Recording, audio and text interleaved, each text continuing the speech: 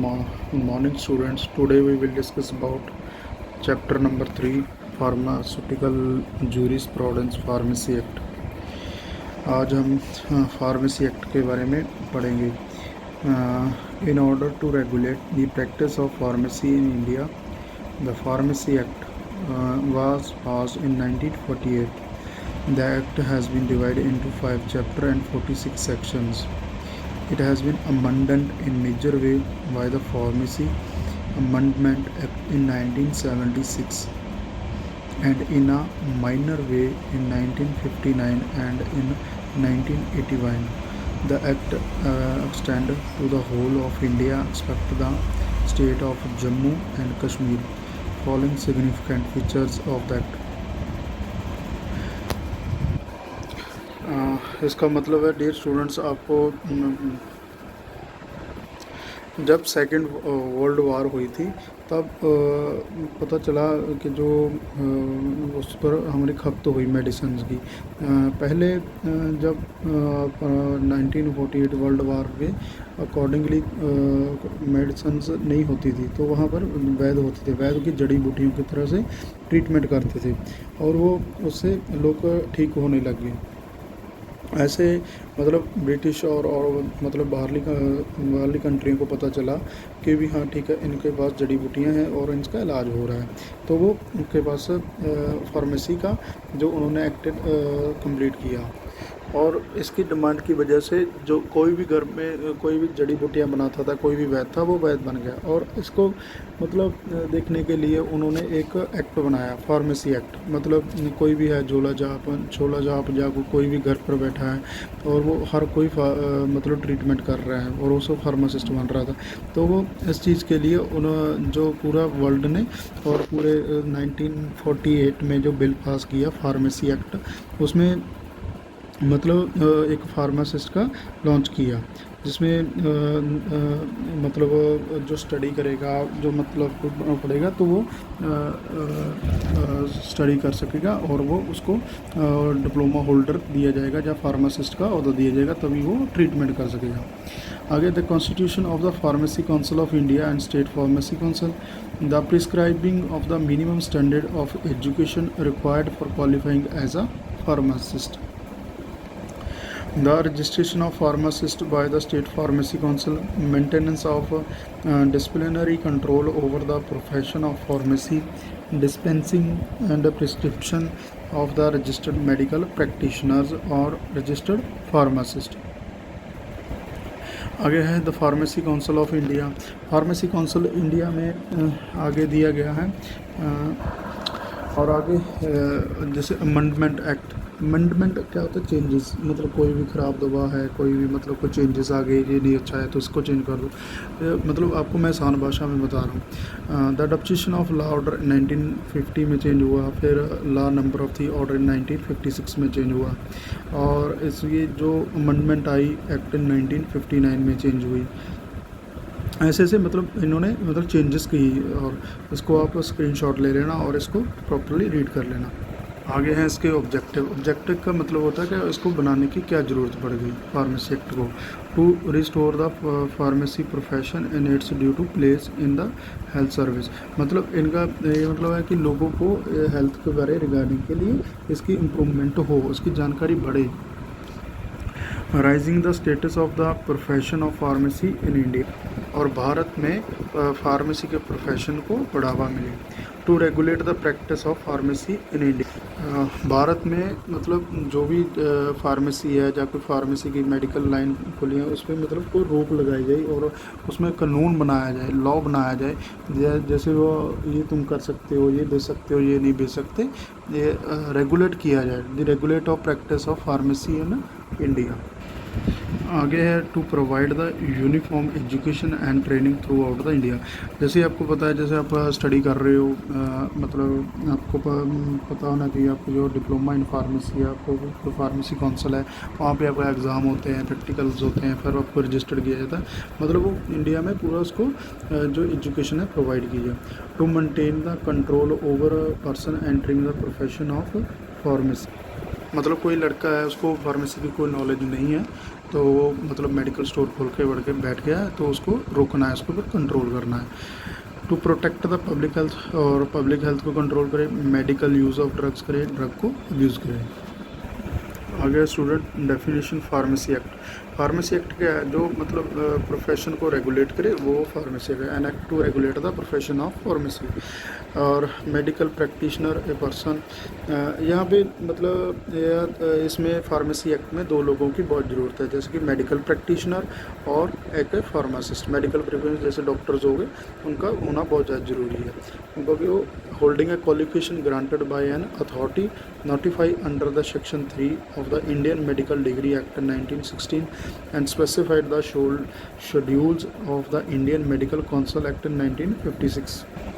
और आगे दूसरी बात करते हैं, उसको एलिजिबल होना चाहिए, रजिस्टर्ड होना चाहिए फार्मासिस्ट, और registration in medical registrar of state and meet for the registration person practising on the modern scientific system of medicine, और registered in medical registrar of state WHO through following with in the first and second place and declare general or special other model state government.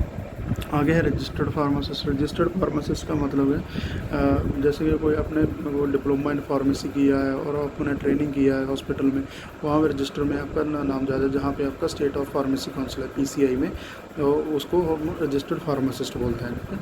A person whose name is for the time being entered in the register of the state in which he or she is the time being residing or carrying on his profession or business of pharmacy. आगे है pharmacy council of India. Pharmacy council of India क्यों जैसे कि ये pharmacy बन गए, जो अगर फार्मासिस्ट है, प्रैक्टिशनर है, उसको मतलब कौन कंट्रोल करेगा? मतलब उसको मतलब कोई जैसे कोई कमेटी बन गई है तो उसको पूरा कंट्रोल करेगा pharmacy council of India. The central council PCI constitute by the central government. First central council by constitute in 1949, ये 1949 में इसको पास किया गया, और रिकॉन्स्टिट्यूट एवरी 5 ईयर, इसे 5 ईयर बाद रिकॉन्स्टिट्यूट किया है। आगे है constitution of PCI। It consist of 3 different types of member. यहाँ से 3 मैंबर होंगे हैं जिहड़े अपने elected member, nominated member and x officio member. आगे है फार्मेसी काउंसिल ऑफ इंडिया में इलेक्टेड मेंबर होते हैं, जहाँ पे 6 मेंबर दिए जाते हैं, 6 member including at least 1 teacher each in pharmaceutical chemistry, और फार्मेसी में हो pharmacology and फार्माकोगनोसी on the teaching staff of Indian university, और एफिलिएशन कॉलेज ग्रांटिंग और degree diploma in pharmacy. These members are elected by the university grant commission. ये grant commission की तरह elected किए जाते हैं वहाँ से, जहाँ पे वो टीचर होना चाहिए, जहाँ वो फार्मास्यूटिकल केमिस्ट्री में हो, फार्माकोगनोसी में हो, तो वो इलेक्ट किया जाता है। और एक मेंबर होता है जो इलेक्ट किया जाता है medical council of India from the its member, भी ये हमारा बंदा है भाई। 1 member is elected by the Medical Council of India from amongst its member. 1 member who shall be registered pharmacist to represent each state is elected by the State Council from the amongst its members। ठीक है students, आ गया है nominated members. 6 member आ गया nominated 6 member including at least 4 person passing degree or diploma in pharmacy engaged in the practice of pharmacy and pharmaceutical chemistry nominated by the central government।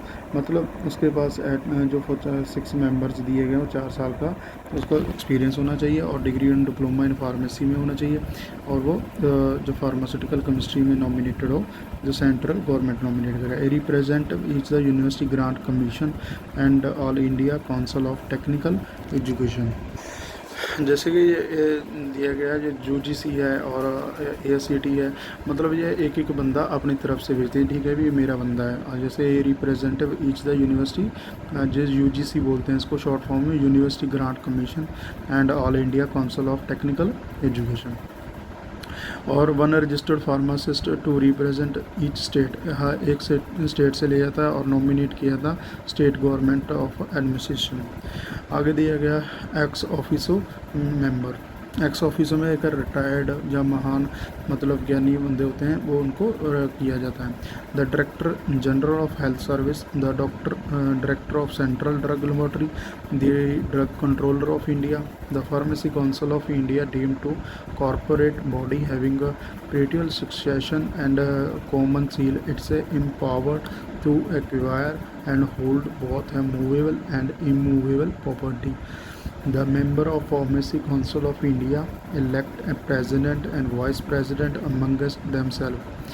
They hold office for 5 years. They are eligible for re-election. Any nominated or elected member shall hold office for the term of 5 years from the date of his nomination or election or until his successor has been duly nominated or elected. Whenever is earlier, a nominated or elected member can resign from the membership at any time by writing to the president. A nominated or elected member is deemed to have vacated his seat if he absent himself from them 3 consecutive meetings of the council without giving sufficient reason to the satisfaction of the council ex officio member. The director general of health service of the director and central drug laboratory can authorize person each in writing to attend the meeting. He is unable to attend the meeting himself. The member nominated by the UGC or MCI or SPS shall create to be member of PCI in case they are no longer member of the teaching staff in a university or college of the MCI or have a creative registered pharmacist in the state respectively. The casual vacancy is filled either nomination or election or case may the person nominated or elected shall hold office from the remaining period. The council appoint a registrar who act as secretary to the PCI if needed to treasurer. Also it can appoint officer serve necessary carry out his function. आगे इसके function empower दिए fix दिए pure function central government से और एमिनेशन allowance the pay to members the pay and allowance other condition service of officers and servants of the council. The PCI has to constitute executive committee consisting of the president, chair of the committee and vice president and now the 5 other members elected by the PCI amongst its members. The executive committee empowered to constitute from the amongst member of the special purposes. ठीक है students, ये था हमारा x officio जो मतलब nominate किया जाता है और इसके फंक्शन क्या है पीसीआई के. पीसीआई मतलब आपको पता है जो आपके मतलब एग्ज़ाम को, आपके प्रैक्टिकल को, आपके पढ़ाई को और आपके टीचर की मतलब क्वालिफिकेशन को सब को डिसाइड करता है. आपके कॉलेज की सभी फुलफिलमेंट्स जो रिक्वायरमेंट्स हैं उनको पीसीआई देखता है. द पीसीआई मतलब सभी कुछ देखता है. जैसे कोई मेडिकल स्टोर है उनका जो मतलब कौन कौन सा उनको जो चाहिए रजिस्ट्रेशन वो उसको भी पीसीआई करता है. The PCI makes the education regulation and prescribing the minimum standards of education required for the qualification as a pharmacist. It approves the courses of study examination after the inquiry and the satisfaction of the council. ठीक है students, वो मतलब अपनी exam का हमें approve करता है examination को और इंक्वायरी करता है जो सेटिस्फाइंग काउंसिल ने that maintain the central registrar of pharmacist in the prescribed manner. The executive committee appoint the inspectors. ये executive committee appoint करती है inspector to inspect the any institution which provide approved courses or study. जो inspector approve है वो inspect करता है institution को और approve करता है courses और study को. To attend the approved exam and report about the standard of the examination. और आगे duration of training and courses study of covered and it's a function of PCI और nature and period of practical training, the subject exam and minimum standard passing. उसको मतलब subject में exam को आपको कितने number और कितने कैसे भी मिनिमम नंबर को पास करना है, ये PCI के फंक्शन है. Condition to be fulfilled by the institution to be recognised for giving the practical training. Practical training contract from the pharmacist. और आगे है जैसे कि मतलब हमारे जो नए डी फार्मा और बी फार्मा के नए कॉलेजेस जो ओपन होते हैं उनको वो जो अप्रूवल देता है वो पीसीआई का काम होता है और एआईसीटी का काम होता है। जैसे कि यदि approval of the institution providing courses and exam for the pharmacist, मतलब जो D pharma B pharma courses चल रहे हैं उनको अप्रूवल देता है। इसका प्रोसीजर होता है, institution has apply to PCI ACTI और PCI ACTI deputes its inspector to visit the institution, और वो इंस्टीट्यूशन को विजिट करता है। Inspector them report to the council on which council is satisfy and approve the course of exam. जो inspector है वो report करता है काउंसिल को, और काउंसिल अब सेटिस्फाई होगा इंस्टीट्यूट को तो वो अप्रूव कर देगा। और ये सभी PCI के और ASAT के मतलब फंक्शंस हैं। आगे एजुकेशन द रेगुलेशन, एजुकेशन को लेके जो डी फार्मा है या बी फार्मा है उसके लिए कौन कौन सा थे। The pharmacy council of India में make a regulation called as education regulation with the approval of central government. It prescribe the minimum standards of education required for the qualification as a pharmacist. Amendment to the education regulation are the first circulate to the state government for their comments. If any comments is received within the 3 months, that is the taken into the account before making a recommendation to the central government after it's approved by the central government and its official gazette. ठीक है students, ये education regulation क्या है, minimum qualification क्या चाहिए, admission of courses, nature and period of study और practical training in the recognised hospital of institution of the completion diploma in pharmacy courses, मतलब आपको कंप्लीट किया होना चाहिए डिप्लोमा इन फार्मेसी में। और equipment and facility to be provide for the student and approved course of studies, the subject of exam and standard therein to be attained, condition to be fulfilled by the institution and giving practical training to the students, condition to be fulfilled by the authorities holding the approved examination। Eligibly होगी part 1, part 2, part 3 exam में वो clear होना चाहिए। Any other condition admission to exam. और जो executive committee है PCI है वो रिक्वायर करेगी report time to time regarding to efficacy of education to recommend such amendment in may think it.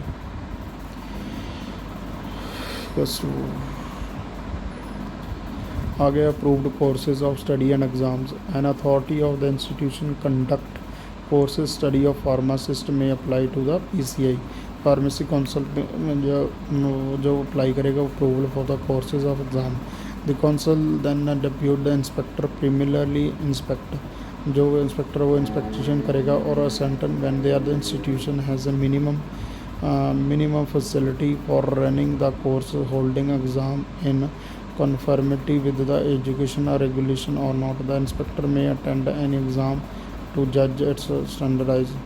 The inspectors submit their report and recommendation to the PCI on the basis of which course exam is not approved. This approval is essential to qualify for a registration as a pharmacist under the Act. When the executive committee report to PCI that can approved courses of study and approved of exam is not in the conformity the education of regulate, the PCI give notice to the concerned institution for the withdrawal of approval।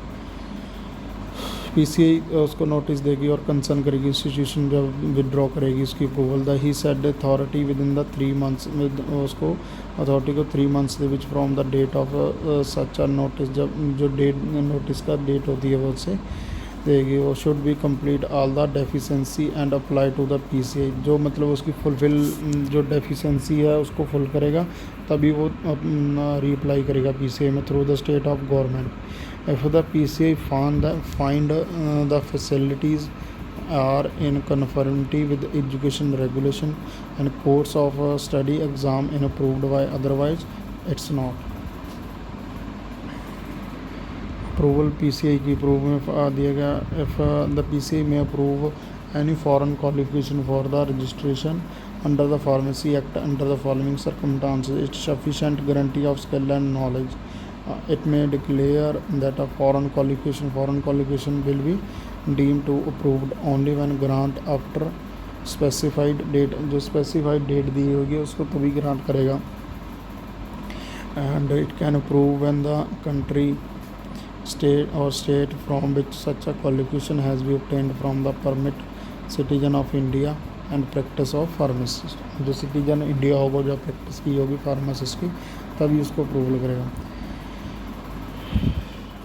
ठीक है student, ये था हमारा pharmacy जो pharmacy का act है जो हमने आज स्टडी किया है, उसमें अपने फार्मेसी एक्ट को प्रॉपरली रीड कर लेना, और जो कोई भी दिक्कत आए या कोई प्रॉब्लम है देन कॉन्टेक्ट टू मी। और थैंक यू, एंड और अच्छे से स्टडी करना।